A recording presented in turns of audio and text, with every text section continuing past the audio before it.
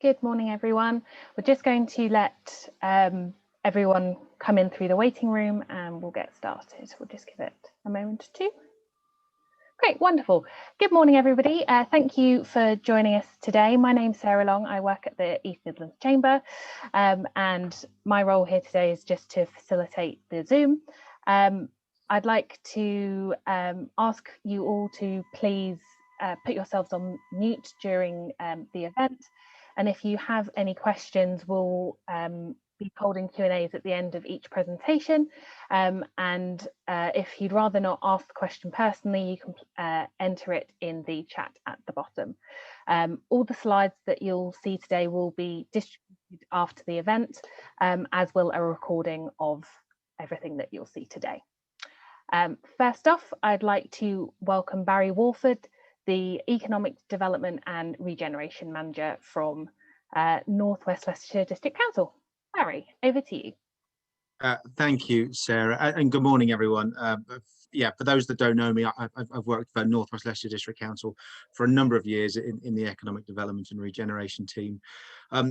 Just a big thank you from me, really, for coming along today to this joint event between ourselves, the District Council, the Chamber of Commerce, and also Stevenson's College.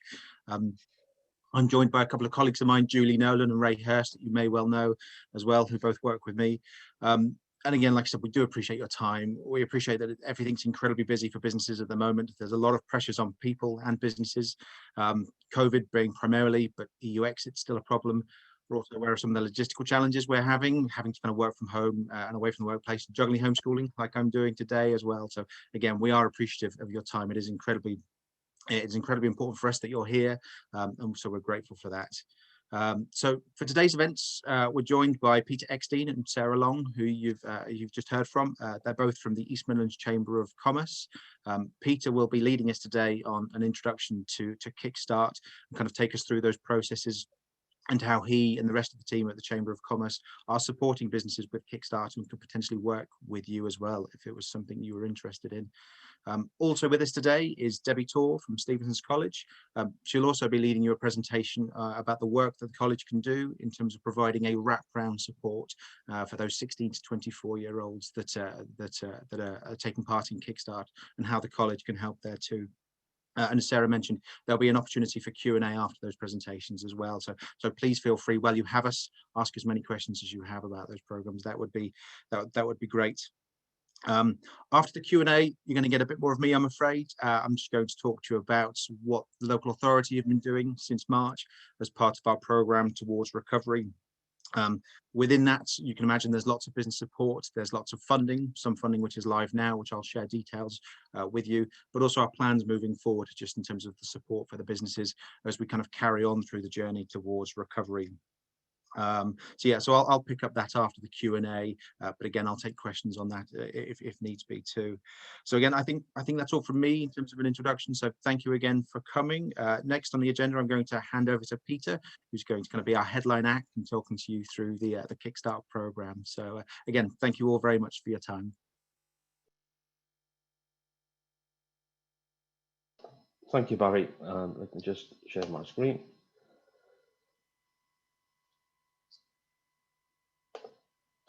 We'll just start off with that. So morning, everybody. I'm Peter, as Barry mentioned, from East Midlands Chamber. I'm the Education and Business Partnership Manager for the Chamber, and I'm leading on the Kickstart project as a approved gateway. So what is Kickstart? So Kickstart is a £2 billion fund, part of the Plan for Jobs from government to provide funding for employers to create 6-month placements for people at risk of long-term unemployment and help them getting into the job market by employers providing them with opportunities. So initially, who can apply for funding?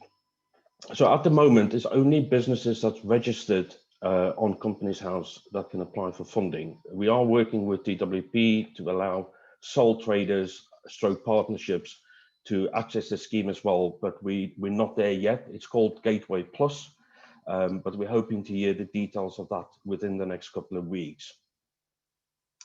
If you are obviously creating new jobs, there are certain rules around that. So it can be any defined role that you've got within your business. It shouldn't replace existing or planned vacancies. So for example, if you've made people recently redundant or currently have people on furlough, you can't replace those type of roles with Kickstart placements. And it mustn't allow contractors to lose or reduce their employment with you should you have that model in place. So the criteria for Kickstarts I mentioned earlier on is those aged 16 to 24 currently claiming universal credit and is at risk of long-term unemployment. The funding is for at least 25 hours a week, and that's for a 6-month placement, paid at national minimum wage. The other criteria is it should not require people to undertake extensive training prior to their job start. So if you've got particular, for example, technical roles where they would need lots of training before they actually start the role, those roles would not be suitable for Kickstart. And we also must demonstrate that the role will offer clear employability benefit to the young person. So as long as they're doing something constructive within your business, that would be absolutely fine. For example, you know, if you just looking for somebody to make a tea all day, absolutely not suitable for Kickstart placement. The application process is pretty simple. You can apply direct to the government, or you can choose to use a gateway. The government recently announced some changes a couple of weeks ago. So the minimum 30 placement requirement, they've scrapped that. An employer can apply direct if they so wish. They would still go through the same approval process as a gateway would go through. Obviously, the Chamber is an approved gateway organisation working in partnership with North West Leicestershire District Council to support obviously local businesses. To date, we've had just over 1,500 vacancies approved by DWP, so that is working absolutely great. So obviously, as a gateway, we need to meet certain criteria to access the funding on behalf of the employers. We've got to have experience of managing partnerships with third parties, also have a robust financial governance processes in place, and also we must be able to evidence and plan the planned employability support for the young person. That's a really big part of the Kickstart placement, is how you as the employer would support that candidate in regards to the employability. Obviously, I'll come on to that for in the next couple of slides and how that would work. So what is the funding? The grant funding is really in two parts. So there's a salary funding, like a refund almost, and then there's obviously the initial grant, £1,500 for each placement to help with setup support and obviously support the training of the employability skills. In regards to the salary cost, the government's mentioned will pay at national minimum wage for 25 hours a week. They'll cover should there be any employer national insurance contributions and any other automatic enrolment. So for example, if they are 22 and over and they need to go on to pension contributions, the 3% that the government is the standard tariff as such. The government will cover that in regards to the refund of that. So in essence, if you employ somebody 25 hours a week at national minimum wage, there should be no additional cost for you. Should you choose to offer a placement a higher hourly rate or more hours per week, then you can absolutely do that. Obviously, you would just have to fund that difference. So what's the £1,500 therefore? So it's quite prescriptive from DWP. It must be used towards setup costs. So if you need to buy computers, laptops, phones, desks, software licenses, all that can be used for that. Also, any other dedicated on-the-job training. So for example, if you need somebody to do a level 1 food safety course, you can use that part of that £1,500 to pay for that. As I mentioned earlier on, there's a big focus on the employability skills. So in regards to attendance, timekeeping, teamwork, CV interview preparation, and how you're going to support that placement or that person during the placement in regards to providing career advice, setting them goals, and also allow them how they can help support them in searching for long-term work. Obviously, as a chamber, we've provided choice to employers. So we do have a package in place to support that. And if you choose to do that, we can have a one-to-one discussion about what that package would look like. So what's our role? So we obviously work with around, at the moment, probably around 550 plus employers across Derbyshire, Nottinghamshire and Leicestershire. And we work with them to source, obviously, job placements, submit the application on behalf of those employers to DWP.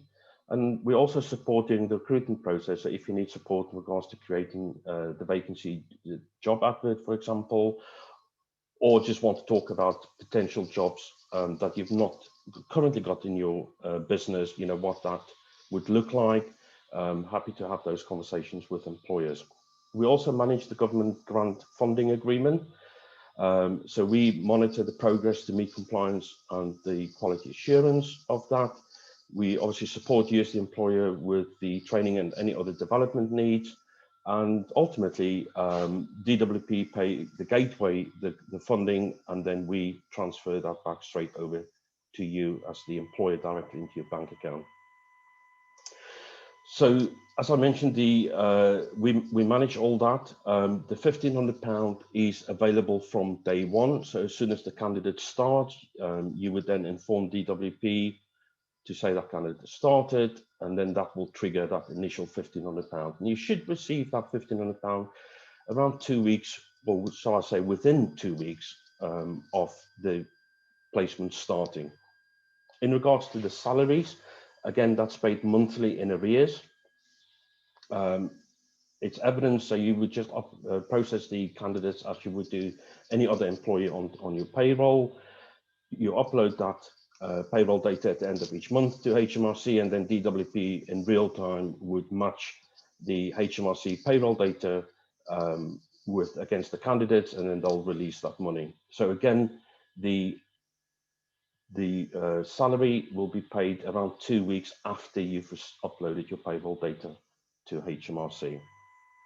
And also we need to confirm, obviously the employability support has happened during that month. So should you choose the chamber to deliver that on your behalf, we will monitor that and provide the evidence. Should you choose to deliver that yourself, we would ask for slight monthly reports from you to let us know what training has happened during that particular month.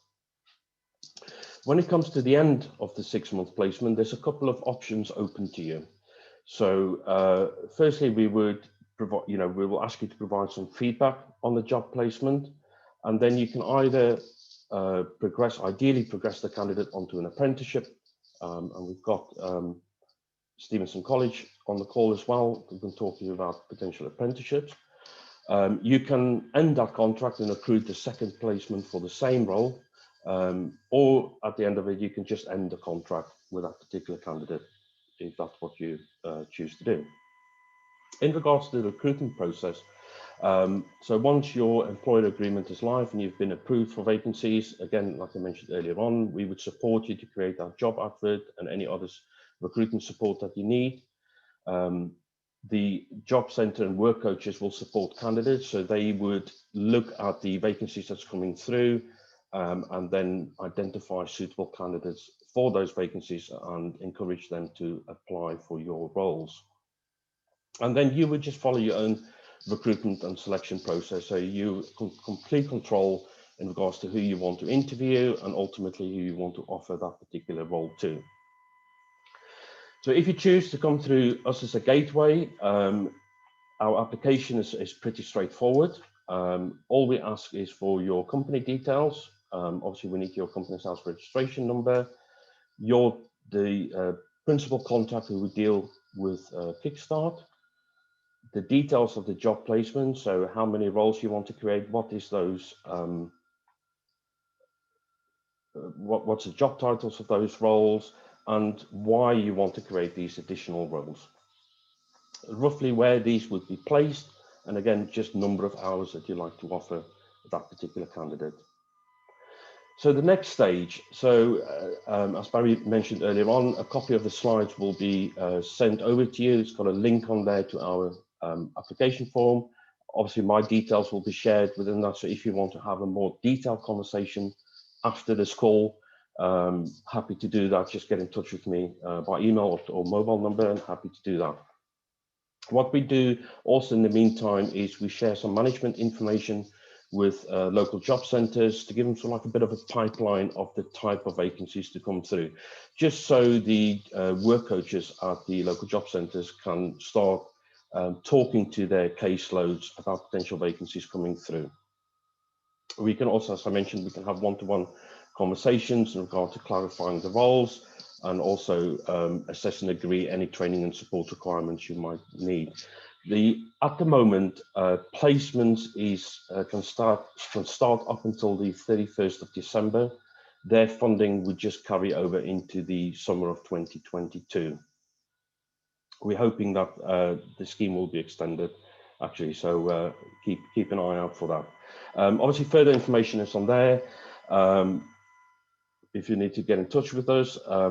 Just before I finish the slide and open up for questions, I would just like to invite Kirstine from a local employer, Cooper Parry IT, that has gone through this process, so she can talk firsthand about her experiences. I promise I've not bribed her, but she's actually had her first start. She's got a few vacancies open at the moment, but her first start on Monday with Kickstart. So if I can just invite Kirstine to talk. Hi, Kirstine. Thanks, Peter. Yeah, as Peter says, my name's Kirstine Archer. I'm Finance Director at Cooper Parry IT, and we provide Microsoft technology to small and medium-sized businesses.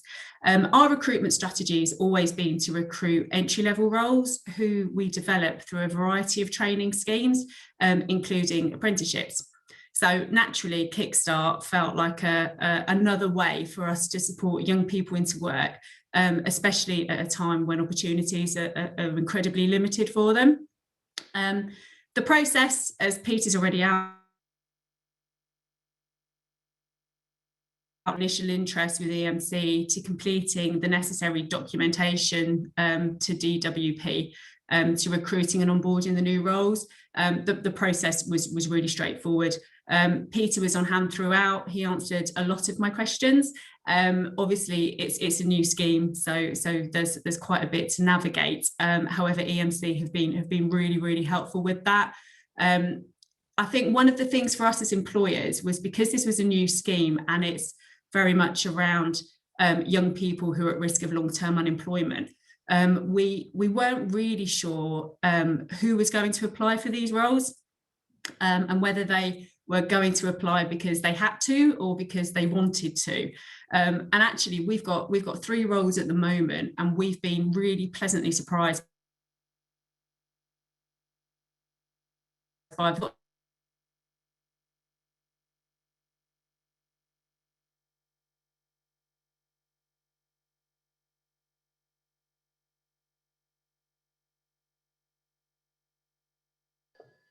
Has anyone else lost Kirsty? Oh, sorry, Peter, have I lost you? Sorry, I thought you froze there for a minute. I wasn't sure if it was for everybody or just me. Oh, the joys of internet technology, right? But as I say, he joined us on Monday. He's a first class honours graduate from Lincoln, self-studying AAT. And everybody else that we've had applied for other various roles, so our marketing role and our project management role, we've been massively surprised by the quality of the calibre of the candidates. I think it's clear that he's coming from an academic background, hasn't really had any formal employment before, so is absolutely going to learn a lot from us around employability and skills over the next 6 months. But I also think a key thing for me is that I can already see that he's going to be a valuable asset to me and my finance, a win-win situation. Back to you, Peter. Brilliant. Thank you very much, Kirstine. That's absolutely fantastic. Great to hear. Have we got any questions in regards to Kickstart? Has anybody on the call got any questions for me? It's John here. Hi. You mentioned that for sole traders and partnerships, Kickstart Plus is coming soon. Any ideas on timing? And can you get back to us when you hear the news? Because for us, that's probably the only thing that's stopping us. Yeah, John, absolutely. I can't give you, unfortunately, I can't give you a definitive timeline. We are dependent on receiving the information from DWP. I have chased them almost on a daily basis to provide me that information. So we're hoping that will come through soon. What I would suggest, though, is in the email address, if you pop me an email across with your details on, and then as soon as that has been announced, we can, I'll get in touch with you. The model, I roughly know what the model would look like for sole traders and partnerships. It's basically the gateway will have to employ that particular candidate under their PAYE system. So they'll be placed with you. You will have, those employers will have full control on who they want to offer that position to and interview the candidate. The only difference is we'll have to put that candidate under our PAYE system and pay them that way. Just to follow up on that, we are PAYE registered, but that wouldn't change that. No, unfortunately, yeah, we're aware. You know, lots of sole traders and partnerships has got PAYE systems already set up. It's the reason for that is in regards to the application process. So DWP checks every employer through what they call a Cabinet Office Spotlight tool check, and to enable them to do that, an employer must have a company's house registration number. Obviously, those employers that haven't got it, the alternative, what they then DWP is saying to us, look, the risk then from the employment side sits with the gateway organisation, and then very similar to the old apprenticeship ATA model. I'm not sure if you're familiar with that, John, but it's literally, yeah, you would manage that candidate on a day-to-day basis, give them the work, do them work. The only difference is they'll be under the gateway's PAYE system. I hope that helps. Peter, there's a question in the chat. Are companies obliged to take on someone if those who are interviewed are deemed unsuitable? Again, another great question, Vicky. Absolutely not. It is absolutely your choice who you want to employ, so and interview. So you would choose that. If there's not suitable, if after interview they're not suitable, we can go back to the Job Centre Plus to reopen that vacancy or ask them to send more applications through. But yeah, completely your in your control of who you want to offer that position to. Right. Any other questions? Peter, it's Barry here from the council. Just a question about if I'm a business and this is something that I want to pursue, but I'm not quite sure whether the job that I've got meets the criteria. At the chamber, or is there someone that can kind of help me just in terms of shaping that post to make sure that what I'm putting forward is suitable for the Kickstart programme?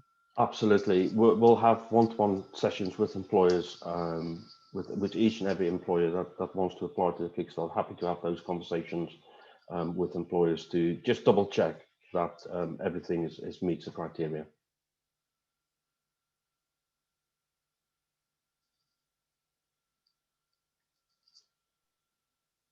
Are we done for questions? Anybody else got anything that they thought about that I've not mentioned, perhaps?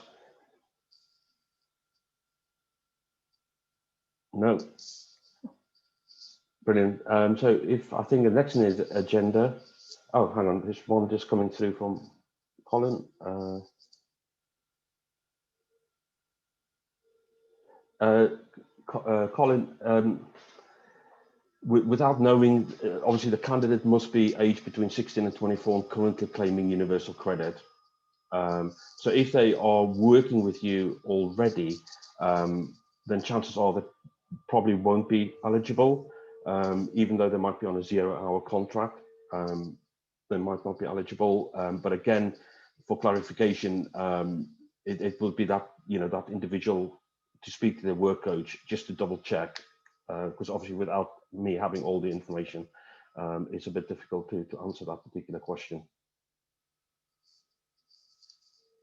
But if he is eligible, and you've got a vacancy that's been approved, then absolutely no reason. Again, the candidate, all he needs to do is speak to his work coach and be referred into that particular vacancy. The reason for that is that referral creates a unique introduction ID number, and that's the ID number that DWP uses to link against the grant funding. Okay, so I'll give you a ring later then, is that okay? Absolutely fine.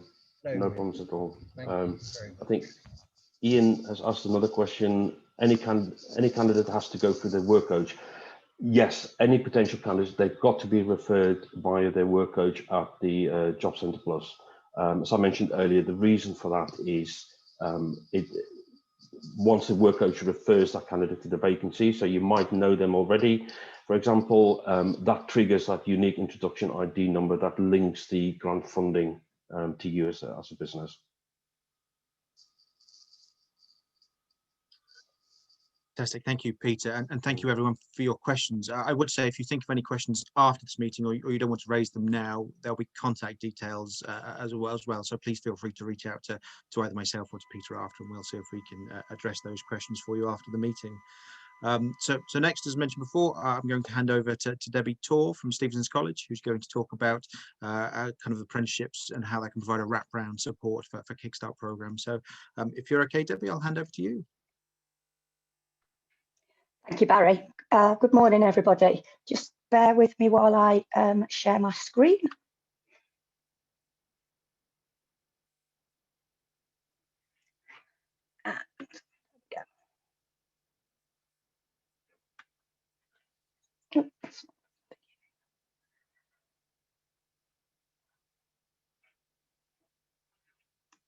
Apologies, that wasn't from the beginning for some reason.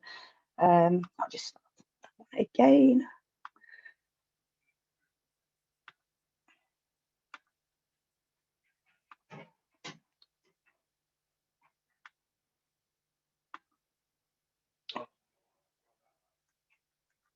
Do it that way. Sorry. Right. Good morning. As introduced, my name's Debbie Torr. I'm Development Manager at Stevenson College, and one of my job roles is to manage the apprenticeship recruitment team. So why I've come on today is to talk to you about perhaps progression routes from the Kickstart scheme, if you've taken on a young person for those 6 months, how they can then progress onto an apprenticeship, and also about perhaps upskilling some of your current staff by completing an apprenticeship with them. Just before I start, just a little bit about us. The SMB group were formed in 2020, and then we promptly were closed down for the pandemic. It was 2 colleges that merges, Stevenson College and Brooksby Melton. And basically what we wanted to do was use the good things from both of our sites, because we were both very different colleges, so we can build on a strong and effective collaboration with key stakeholders such as yourself, and also with community groups, and we do work closely with a lot of industry partners to ensure that we provide the skills that are needed now and in the future. So we do talk to employers to see what they want, and try and ensure that we can put somebody through to assist with the vacancy that you do have. Okay, apologies if you do already know this, but just a brief overview of what an apprentice is. So basically, it's somebody that's in a full-time job. There is no age limit, so as it's from the age of 16 up to whatever. They have a contract of employment. You would provide them a mentor so that they can learn on the job. And 20% of the time will be off training. So it'll either be at the college, or you could be doing something with them in the workplace where they're shadowing somebody where they're not actually doing the job, but they are learning the job. And apprenticeships do last between 12 months and 4 years, dependent on obviously which apprenticeship that you choose. At the SMB group, we offer a variety of apprenticeships. So as you can see at the Stevenson campus, some of the ones that we offer there are construction, childcare, hairdressing and teaching and learning. And then over at our Brooksby and Melton campuses, we offer agriculture, forestry, health and social care, and land-based service engineering. Apparently the lambs are coming into, the sheep are coming into lambing, and there's going to be lambing live from next month if anybody wants to log on to the website and have a look at that. Okay, we work with many companies across the country. Some are quite large companies, as you can see there. We've got Renault, Barrett and Bloor Homes, but we also work with the smaller companies. So we've got Little Stars there, Dorothy Goodman School. So we work right up to the big companies down to the one-man bands. So we can support anybody that would like to take on an apprentice. Now, funding for the apprenticeships, if you have a payroll bill in excess of £3 million per year, then you will be paying what's called a levy. And that is money that's taken by the government and put in a pot, and that can only be used for apprenticeship training. So you can use that to then take on an apprentice, and they will be funded out of your levy funding. It's always advantageous to use this, because if you don't use it, it is reclaimed after 2 years. However, if you're a smaller employer, so you've got 50 staff or less, or you're a non-levy payer, for 16 to 18-year-olds, you will get it fully funded by the government, and also for 19 to 24 send or care leavers. And then other apprenticeships will be funded at 95% of the total cost. So you would only pay 5%. Okay, so the benefits of hiring an apprentice. Many employers think that apprenticeships lead to a more motivated and satisfied workforce. 86% think that the apprentice helped to develop skills relevant to their organisation. Employers said apprenticeships help them to improve productivity, and apprentices bring fresh, innovative and creative ideas into a business. Quite often they're very enthusiastic because it's the job that they want to do, so they are doing the hands-on things as well as actually learning, so they are generally enthusiastic.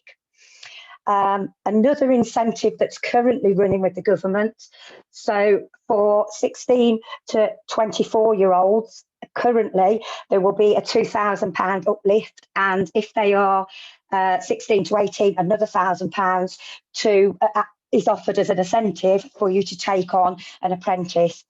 Now, this is only running until the 31st of March, but I do believe that the government are looking to increase this time, because obviously they want to increase the employability of our young people. So that will probably be extended. Okay, so carrying on with the benefits of hiring an apprentice, it gives you the opportunity to train somebody to do the role that you want to do it, and how you would like it done, so therefore meeting your high standards and the ethos of your company from the offset. New recruits can start an apprenticeship, but also don't forget about your existing company, your existing employers, apologies.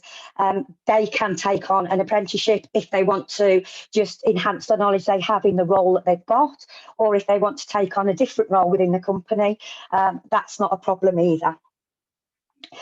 So for existing employers, we can do bespoke apprenticeship roles. So the tutors will talk with you and see what you need and ensure that your apprentices are trained that way. And another benefit is that you don't have to wait until September. You can. We do have ongoing enrolments. Okay, so as I've already said, apprentices are highly motivated and keen to learn. There are 130,000 businesses across the UK that offer apprenticeships, and this is growing talent within their business. And with the right support and mentoring, they can have the potential of becoming the managers of the future. We offer apprenticeships right up to degree level, and we have had some apprentices that started off with us at 16, and they've gone on now and they are running their own companies and taking on apprentices themselves. So that's brilliant.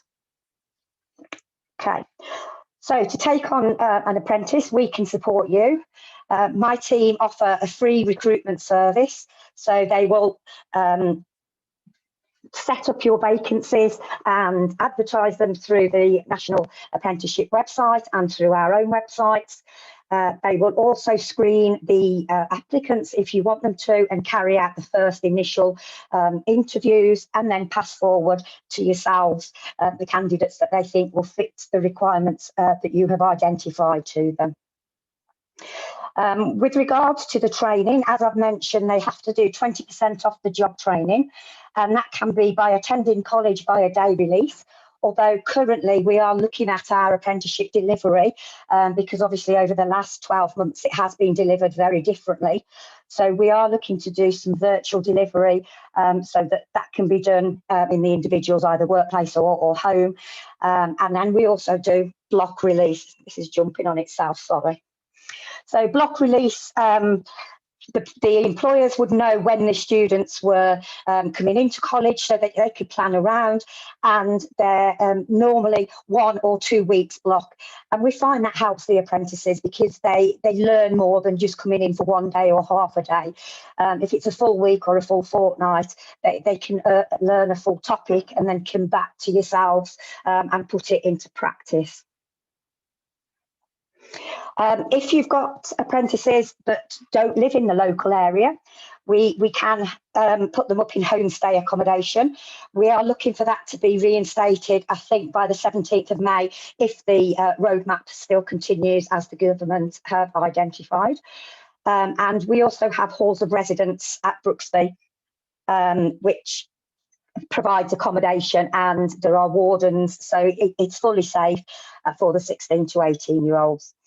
And also, if employers want to do some specific training, we can provide the facilities at the college for you to deliver that. We are working at the moment quite closely with a number of companies, but one, for example, is Barrett's. We are doing quite a bit of work with them around their apprenticeships. Okay, so we're here to help. So that's our contact email address. Please feel free to drop us an email, and either myself or one of my team will get back to you. And if you do want any further information about any of the apprenticeships that we offer, or taking on an apprentice, or anything else, we do have a virtual open day this Saturday between 10 and 1 o'clock. So the registration details are there. So when you get the slides, if you want to register, then you can do. Okay, so thank you very much for listening. Has anybody got any questions? Debbie, there's one that's been put in the chat which says 95% of costs. What does that mean in reality? Is that all costs, including salary?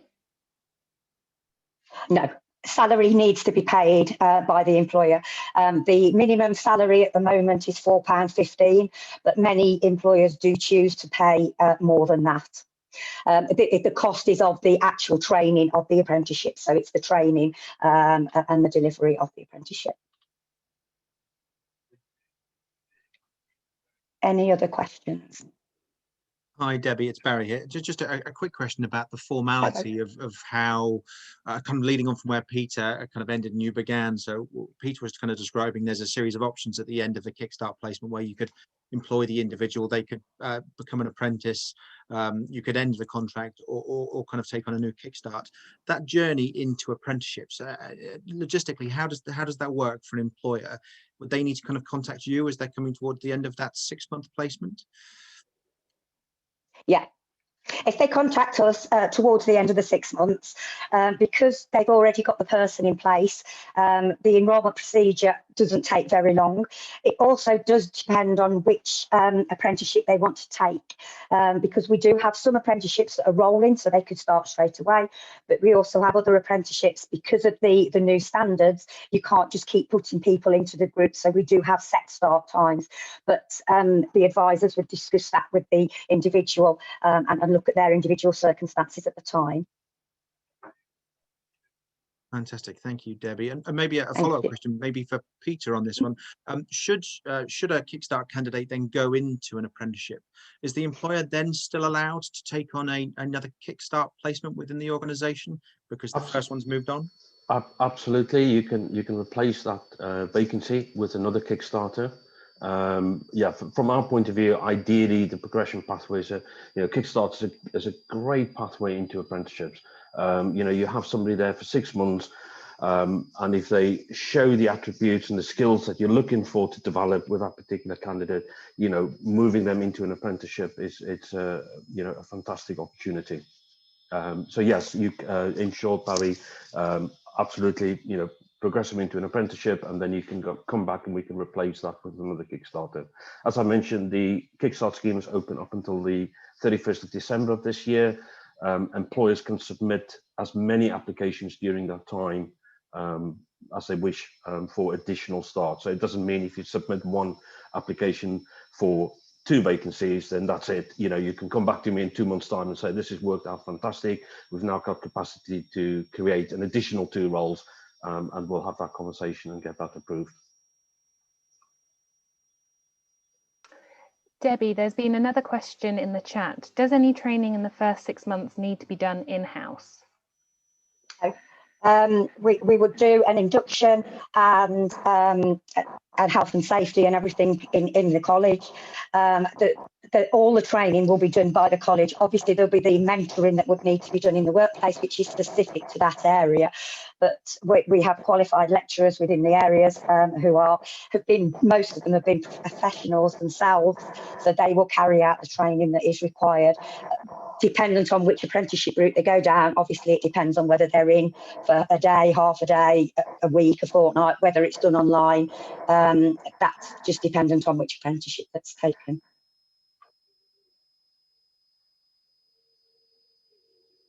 Any other questions? Oh, fantastic. Thank you, Debbie. That was really insightful, and I think, as Peter said, sets out a kind of a pathway post Kickstart as well, which is helpful.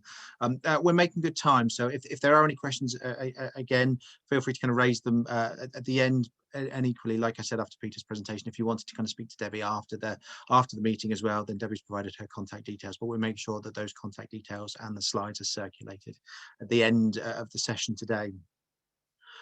So the final thing is from me. So it's just a quick presentation from me, just about the work that we've been doing at the local authority since kind of COVID really kind of took a hold with us in March. And there's going to be a focus in there on funding. So if you'll just bear with me a couple of seconds, I will share my screen and get a presentation up for you as well.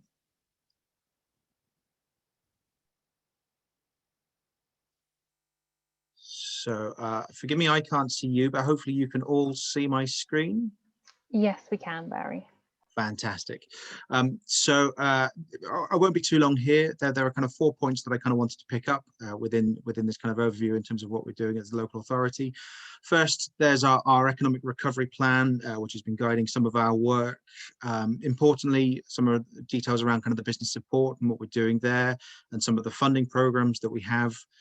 I have included some live funding information in this presentation, which I won't go through, but I wanted to put it in here so it can be circulated at the end at the end of the meeting. And then just a small bit about the work that we're doing in terms of access to employment. I'm not going to touch on Kickstart, but I will touch on some of the other elements that are in there. So I'll just go through now. So when COVID hit, we realized that we needed to change the work that we were doing. We were no longer focusing on kind of growth and regeneration, but actually recovery and rescue became a big part of what we needed to be doing as a local authority. So to give us a bit of direction, we prepared this economic recovery plan to allow us to respond to the crisis and how we can work with both businesses and our residents to kind of help build the economy back more strongly. And as you've all experienced yourself, it's been an incredibly rocky road of kind of peaks and troughs of lockdowns and pressures that we're facing. So we've had to adapt to that too. The government and the Leicester and Leicester Enterprise Partnership, the regional body that oversees economic development, have both announced that they will be preparing both national and regional recovery plans respectively. Both are going to be due later in this year. So when they're published, we will again kind of reflect on the work that we're going to be doing moving forward over the next few years and potentially adapt that too. The reason I mention that is because what I'm about to, the next slide, as I kind of talk through what's in the plan, it is very much short term. It was designed to kind of look at the work that we need to do over kind of the next 6, 12 to 18 months worth of work, and acknowledging that as we go into recovery, that work will need to change. The plan includes a series of actions that go against 9 outcomes that we've identified. Sorry, wrong one. So the 9 outcomes that we have, and I won't go into them in detail, but just in terms of the principles, in terms of what's in here, there's work in there about supporting individuals during hardship. So we have residents and we have tenants, even more so, that are now suffering through kind of increasing job losses, to make sure that there is support for those individuals, that they can access the essential services that they need. And we've done things like food deliveries and welfare packages out to certain homes where they've been isolating and not being able to access those services. We're also helping people into employment, and again, knowing that we're experiencing an increase in people of looking for work, and again, making sure that that support's in place. We're encountering some people that haven't had to look for work for 2 or 3 decades, that for the first time they're into the labour market. And of course, it's a different world for applying for work now than it would have been 30 years ago. So again, it's providing some of that support there. A large amount of our capacity and resources has been dealing with funding, and again, getting funding out to businesses as quickly and as easily as possible. So we've been administering those grants. We're still doing it now, and it's likely that we will be doing it moving forward. And I'll touch on some details about that funding a little bit later. Points 3 and 4 are grouped together. So Ray and Julia are both on the call, and together with our colleagues Catherine and a few others within the team, we've maintained our frontline business support services throughout the pandemic. And again, I'll touch on that a little bit later, but we continue to deliver those local programs of support. But we also signpost out to those other support agencies. So the Chamber here, and of course, they're a great partner organisation in terms of supporting businesses, but also organisations like the Federation of Small Business and the Leicestershire Growth Hub as well. So again, we make sure that businesses have access to all of the support that is available to them at the moment. Maybe a little less exciting, but incredibly important in terms of what we do is economic intelligence and collecting data and monitoring the trends. Again, the economy has shifted considerably, and all of the trend data that we had previously is semi-redundant to us now. And we need to have an understanding in terms of what it means for businesses now, but also what recovery is going to look like forward. So again, a lot of our time has been collating what data we have and kind of helping that shape in terms of new policies and new programs of funding that are coming down the pipeline.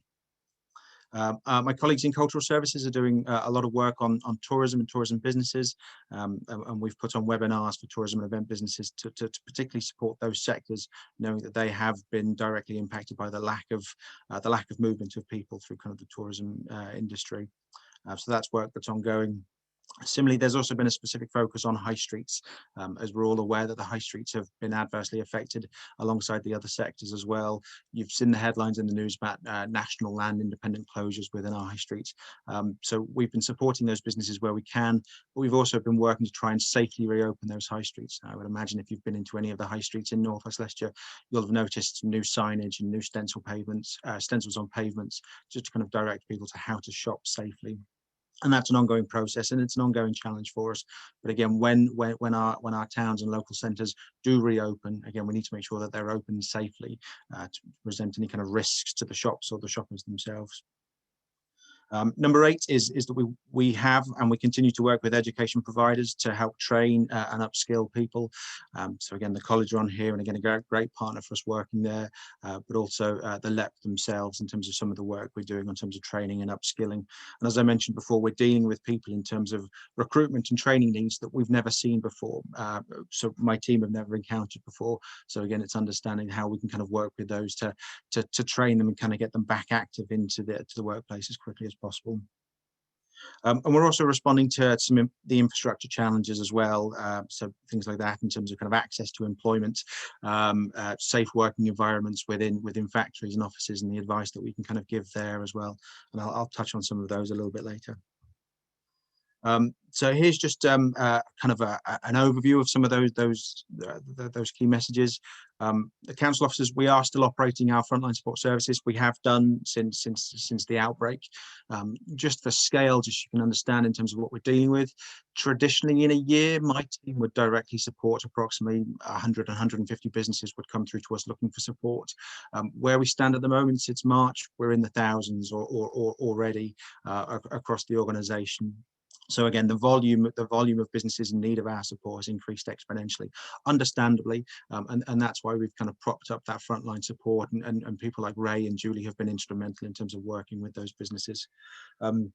We continue to provide regulatory advice and trading compliance. And again, we know that's been very problematic for some businesses in terms of understanding how they can trade, what they need to do, and how they can trade safely. So working with our environmental health team, we'll continue to provide those services as we move out of lockdown as part of the recovery journey as well.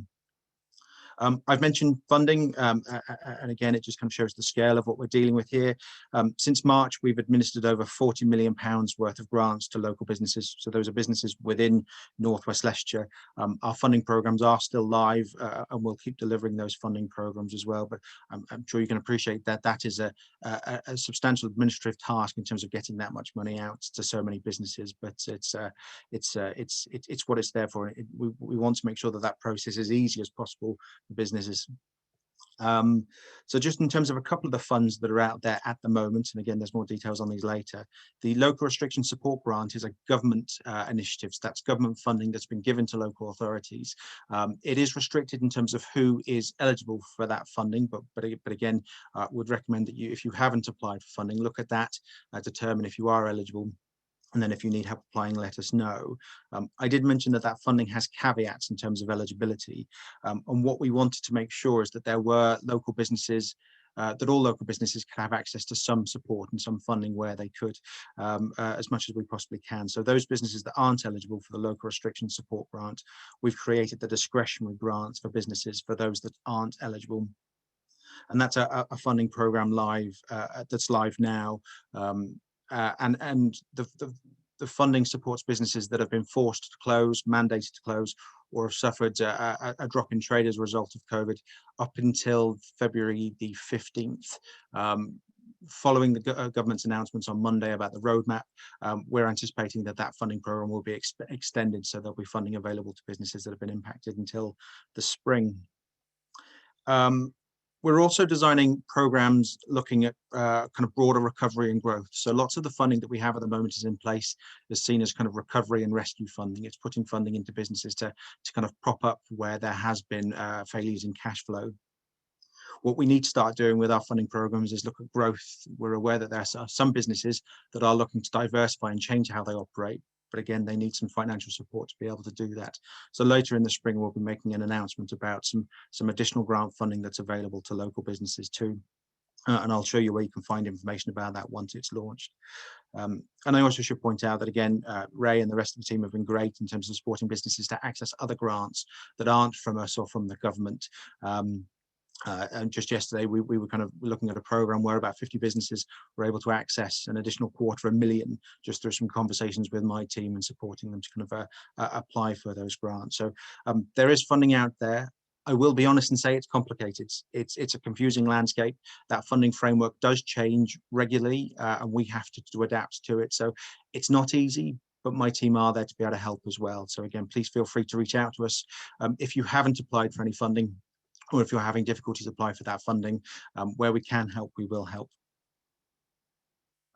This is the slide that I'm not going to go through. It's here for your information, but this is the live funding information as of yesterday. I've included a link at the top of that page that shows where all of this funding information is held in more details. It includes details of eligibility and details of how to apply. That web link will be important because it will also be where all of our future funding programs will be published as well. If you're known to my team, then we will contact you directly when that fund is becoming available. If you're not on our contacts database, then just save that page as a bookmark, and we'd encourage you to kind of check back in to see how those funding frameworks evolve. The last slide that I just wanted to talk through was with regards to access to employment. kind of building on kind of where we are with Kickstart. Now, I'm not going to touch on Kickstart here, but just some of the access to employment challenges that we've been working through during COVID.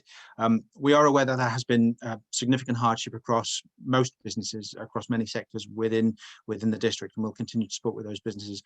We have seen in certain sectors significant growth in job creations, in particular the logistics sector. I'm sure you can imagine for North West Leicester, it's quite prominent because of our proximity to the airport and the M1, and with a strategic rail freight interchange in the district.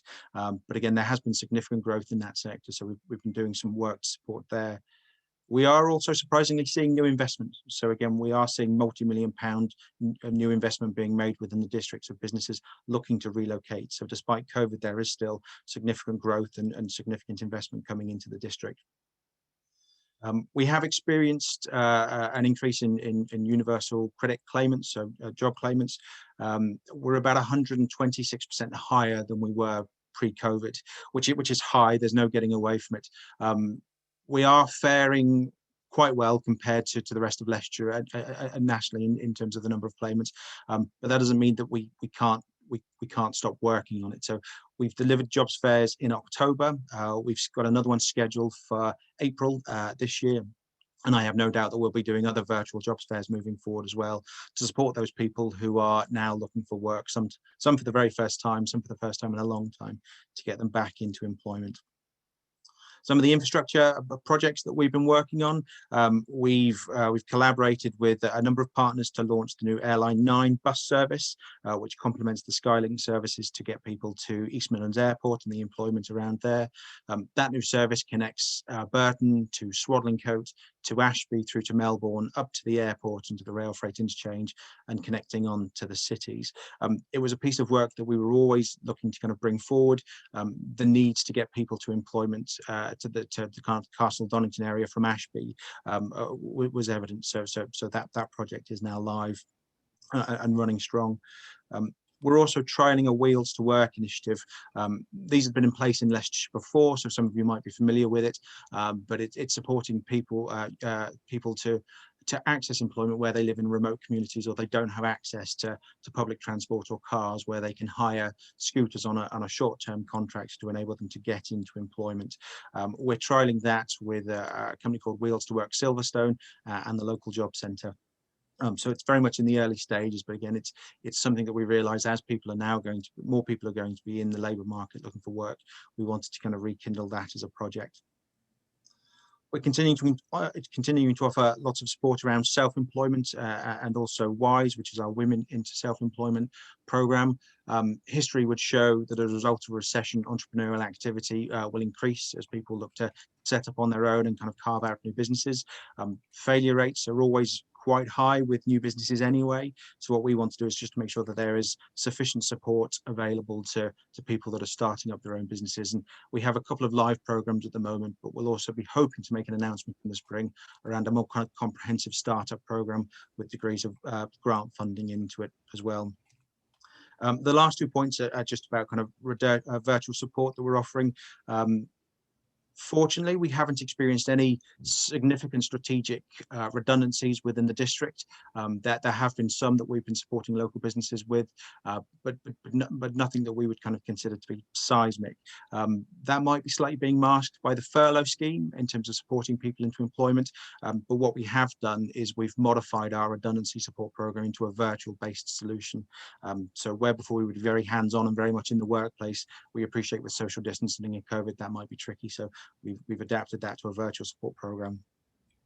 And we're also continuing to offer careers advice and creating collaborations between employers and schools to make sure that that careers advice is still getting through. So for people that are developing into their career path or about to leave school as well, kind of making them aware of the career opportunities that exist within some of the sectors within North West Leicestershire. So we're still doing all of those things alongside Kickstart to support people into employment and support employers to recruit people. That's the last slide from me. On there's my name. There's the email address for me and my team, so businessfocus@northwestleicestershire.gov.uk. There's a telephone number, and I've repeated again the website. So these slides will be circulated at the end of the presentation, so you'll be able to kind of pick up all of those details there.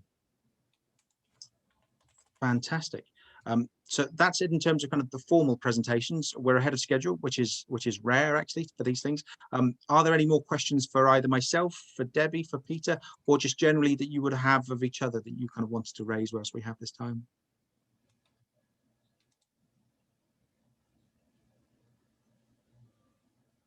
I take silence as though we've done a good job in covering all of the bases. Fantastic. Well, unless there's anything else from any other presenters, I think that's us for the meeting. I think we can kind of close down now. We will be sending through the recording of the meeting along with all the slides later today or tomorrow. I also know that there is a feedback form that would be incredibly grateful if you could fill in that as well. What's really helpful for us to understand is in terms of whether this works for you, is in terms of a subject matter, in terms of a format, and in terms of what we can change going forward to make sure that actually what we're delivering for these things are suitable for you as businesses. So on behalf of myself, the rest of the presenters and the team, thank you all again for your time today. It has been appreciated, and yeah, stay safe out there. Thanks everybody. Bye.